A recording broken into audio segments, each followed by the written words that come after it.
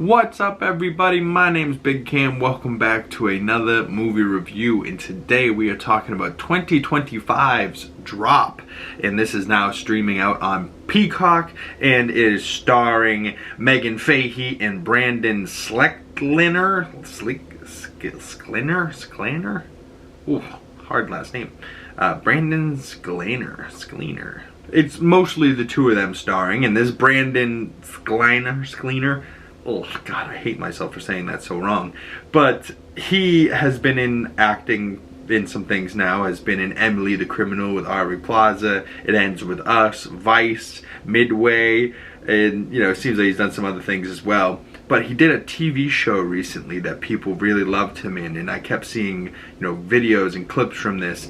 And I think it was that 1923 show where I've seen these clips back in 2022, 2023 when he was doing it. And people were saying and fan casting him as this next Bruce Wayne Batman. And after seeing this, I'm kind of here for it, I wasn't here for it for a while. I was like, I don't know what these people are talking about. But then seeing him in this role, he's kind of got the jawline for it, his haircut might not have been more what Bruce Wayne would be, but they can always cut his hair and facial hair into that, and then seems like he's got the acting chops to be able to pull something like that off. I'm thinking still Alan Rickson is my Batman, but this kid was pretty good, and maybe future Batman audition, who knows. But Meghann Fahy is awesome. I really like her, and she's been in some other things. The Perfect Couple, Sirens, just recently on Netflix. I heard that show was pretty good. But this movie Drop, basically the premise behind it is the airdrop. If you know what iPhones are and you know what an airdrop is, it's pretty much like this guy is blackmailing her and airdropping her messages.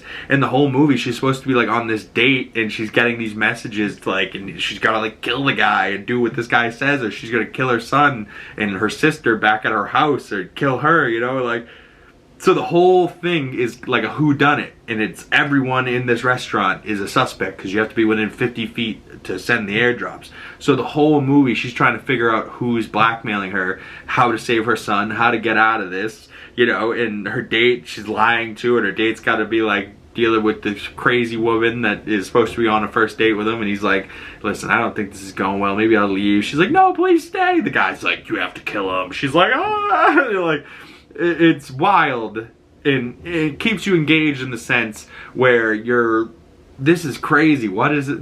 I hope this poor woman lives. Is the son gonna be okay? You're engaged with what's happening in this movie, and you're like, oh my God, what's gonna happen next? Type of thing. Is it good? Maybe, maybe not.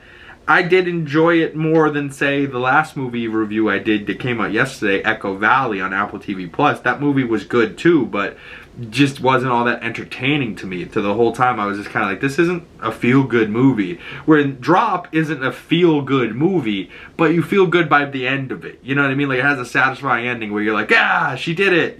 She survived.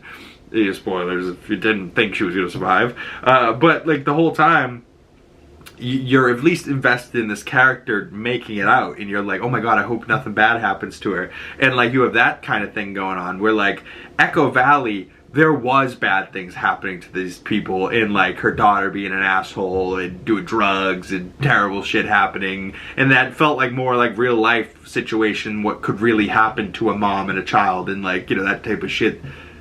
Where Drop not necessarily feels like real world, I don't know if anyone's really blackmailing people through airdrop, but also the whole time I was like, bitch, turn off your fucking your Bluetooth, turn off your Wi-Fi, turn off your phone, get rid of this guy. She found where the bugs were. It was smash the bugs, so they can't listen to you. In the whole time it was this guy's in charge, and it was he's just blackmailing you. The people over the phone are never in charge. But she was, fearing for the safety of her son. So, I get it. But, I don't know. I think it was good. I'm glad I watched it. This was one that I saw the trailers for in the movie theaters. And I was like, yeah, I'll watch that when that comes out. And it's now on Peacock. So go check it out for yourself. But this is from director Chris Landon, who has done things like Happy Death Day, Freaky, Happy Death Day 2. Paranormal Activity, the marked ones, you know, so he's done a few things, and it says he's also written more things than he's directed. He's written a couple of the Paranormal Activity movies. He wrote Disturbia, which my sister loves that movie. I also kind of love that movie as well, with Shia LaBeouf back in the day, 2007. That was like one of the first creepy movies I saw, but I enjoyed how good the ending is and how creepy it is, but how good it is. You're like, yeah, no, it's disturbed, but it's good. And I think that was also the Shia LaBeouf era, you know what I mean? Like with Transformers and shit, holes, where we were like, nah, anything Shia LaBeouf does, we're here for. We were a big Shia LaBeouf household growing up. He's kind of more or less, though, dropped off the face of the planet, has he not?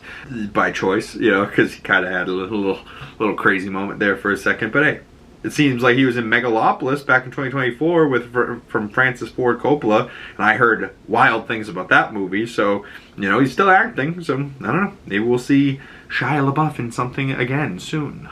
I would love to see him do a big role again, but... Drop 2025. Overall, I gave this movie 3.5 out of 5 stars, about a 7 out of 10. You can check out my full movie review over on Letterboxd. If you have a Letterboxd and you're a big movie person, go follow me over there. Other social media links down in the descriptions below as well. Thank you guys so much for clicking on this video, and if you made it this far and you'd like to support the channel, the best way to do that is liking this video, commenting down below, subscribing if you haven't already, and hitting that bell so you don't miss future movie reviews and you get the notifications when they come out. Once again, my name is Big Cam. Thank you guys so much for coming on by. I'd love to hear your thoughts on this movie down in the comment section below, or chat with me on my other social medias. I really love any of you that made it this far in the video.